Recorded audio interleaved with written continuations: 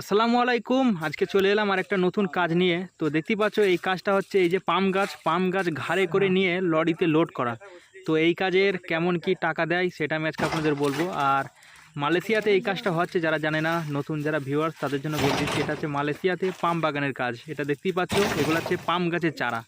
তো এই চারাগুলো আমাদের কোম্পানি বিক্রি করছে। তো আমাদের কোম্পানি একটা চারা বড় করে এই মানে যারা কিনতে এসেছে তাদের বিক্রি করছে। তো একটা চারা আমাদের কোম্পানি বিক্রি করে, এই যে গাছটা দেখতে পাচ্ছ, এই গাছটা হচ্ছে 40 রিঙ্গিত নেবে, ঠিক আছে, 40 রিঙ্গিত একটা গাছ। তো এই গাছটা আমাদের এই যে প্রবাসী ভাই দেখতেই পাচ্ছ, এটা হচ্ছে আমাদের ইন্ডিয়ান ভাই, ঠিক আছে, ঝাড়খণ্ডে বাড়ি, আর এটা হচ্ছে লাভলু ভাই, আমাদের বাংলাদেশে বাড়ি।